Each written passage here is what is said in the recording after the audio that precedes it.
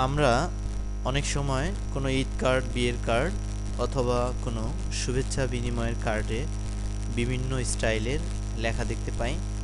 তো সে সকল লেখাগুলো মূলত কিভাবে করা হয়ে থাকে। ইলাস্ট্রেটরের টাইপ টুলের মধ্যে কতগুলো সুবিধা দেওয়া হয়েছে, যে সকল সুবিধাগুলো ইউজ করে আমরা সে সকল বিভিন্ন ঢঙের ভঙ্গিমার লেখা আমরা লিখতে পারি। তো এখন আমরা দেখব কিভাবে সেই লেখাগুলো লেখা হয়ে থাকে।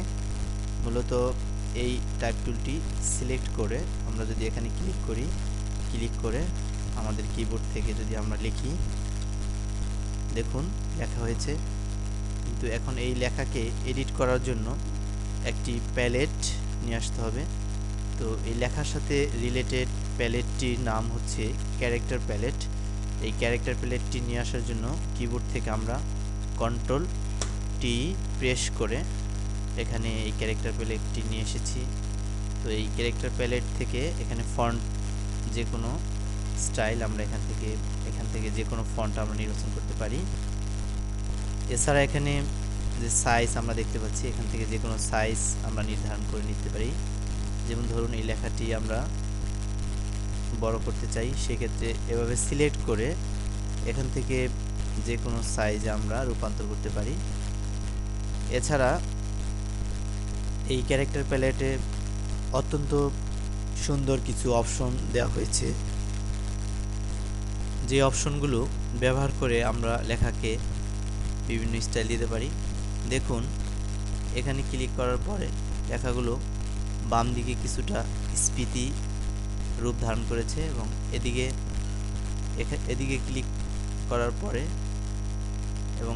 ক্লিক করার পরে লেখাগুলো চেপে যাচ্ছে এবং এখানে আমরা এর অ্যামাউন্ট বাড়িয়ে কমিয়ে উপরে নিচে কিছুটা ওয়াইড বাড়াতে পারি এবং লেখার যে দূরত্ব এগুলো বাড়াতে কমাতে পারি।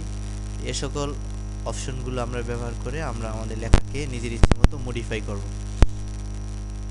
এবার আমরা দেখব যে টাইপ টুলের সাহায্যে কিভাবে লেখা যায়।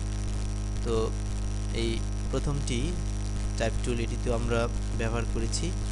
এবার দ্বিতীয়টি, যেটি এরিয়া টাইপ টুল, এই এরিয়া টাইপ টুলের সাহায্যে লেখার পূর্বে আমাদেরকে যে কোনো স্টাইল নির্বাচন করতে হবে। তো আমরা এখানে একটি সার্কেল ড্র করছি। এই সার্কেলটি আমরা ফিল কালার নান করে দিচ্ছি এবং লাইন কালার যে কোনো একটি দিয়ে নিচ্ছি। এবার আমরা লিখব। লেখার জন্য এখান থেকে এই এরিয়া টাইপ টুলে ক্লিক করে যদি আমরা এখানে ক্লিক করে যদি এবার আমরা লিখি আলহেরা কম্পিউটার, সাইজ যদি এখান থেকে আমরা ছোট করে নিই, এই ক্যারেক্টার প্যালেট থেকে যদি সাইজ ছোট করে নিই আমরা, দেখুন এখানে সাইজ ছোট করে নিয়ে আমরা যদি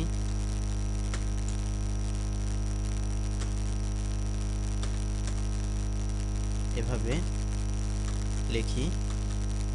লিখলে লেখাগুলো মনে হবে একটি বৃত্ত, সমস্ত লেখাগুলো একটি আলাদা বৃত্তে পরিণত হয়েছে।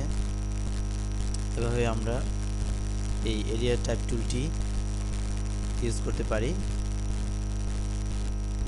এছাড়া এরিয়া টাইপ টুলের পরে যেটি রয়েছে এখানে পাথ টাইপ টুল, এই পাথ টাইপ টুলটি ইউজ করার জন্য প্রথমে এই পেন দিয়ে যে কোনো একটি লাইন এভাবে এগিয়ে নিতে হবে, অথবা বৃত্ত অথবা সার্কেল যে কোনো লাইন দিয়ে আমরা এই পাথ টাইপ টুলটি ইউজ করতে পারি। এখানে এই পাথ আমরা এঁকে নিলাম। এখানে পাথ এভাবে ড্রয়িং করার পরে এবার আমরা এই পাথ টাইপ টুলে ক্লিক করে এখানে ক্লিক করব। এবার আমরা লিখব, যেমন ধরি আলহেরা কম্পিউটার কথাটি লিখলাম, এই লেখাটি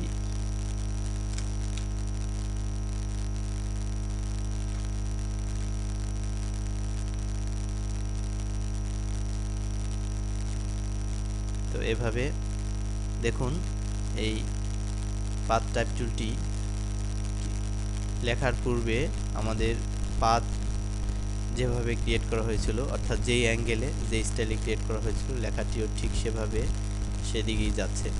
সুতরাং এভাবে এই পাথ টাইপ টুলটি আমরা ইউজ করতে পারি। এর পরেরটি এখানে ভার্টিক্যাল টাইপ টুল আমরা দেখতে পাচ্ছি। তো ভার্টিক্যাল টাইপ টুল মূলত কোনো লেখা উপরে থেকে নিচে, উপর থেকে শুরু হয়ে নিচ দিকে যাবে এরকম যদি আমরা চাই, তাহলে এই ভার্টিক্যাল টাইপ টুলটি আমরা ক্লিক করে এবার আমরা লিখব। দেখুন লেখাটি উপরে থেকে শুরু হয়ে নিচের দিকে গিয়েছে এবং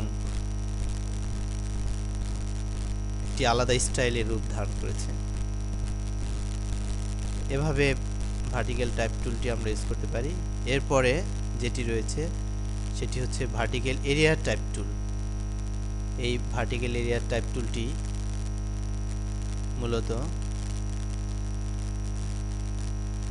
এরকম করে একটি বৃত্ত ক্রিয়েট করে বা কোনো সার্কেল, রেক্টেঙ্গেল এখানে ক্রিয়েট করে এবার আমরা এই ভার্টিক্যাল টাইপ টুলটি, ভার্টিক্যাল এরিয়া টাইপ টুলটি সিলেক্ট করে এবার আমরা এখানে ক্লিক করব। দেখুন ডান দিক থেকে শুরু হয়ে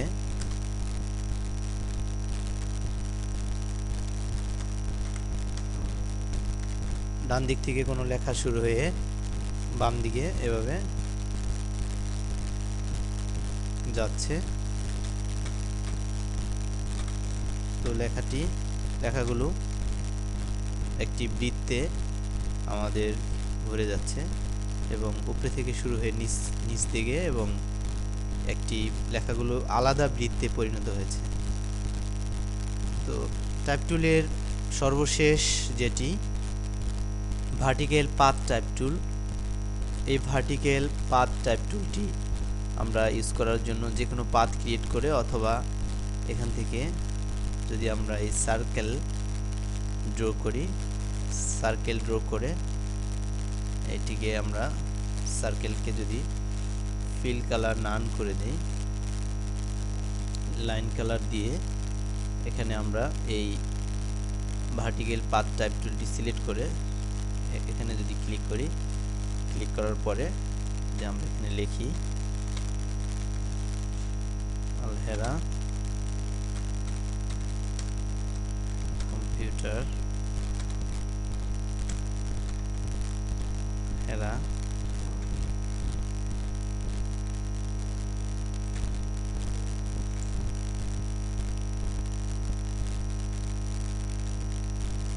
দেখুন লেখা যেদিকে এই পাথ লাইন পেয়েছে সামনে থেকে পিছন দিকে ফিরে ফিরে লেখাগুলো সেই স্টাইলের রূপ ধারণ করেছে, সেই স্টাইল নিয়েছে যেদিকে পাথ পেয়েছে, যেন বর্ণ দিয়ে গাঁথা মালা এই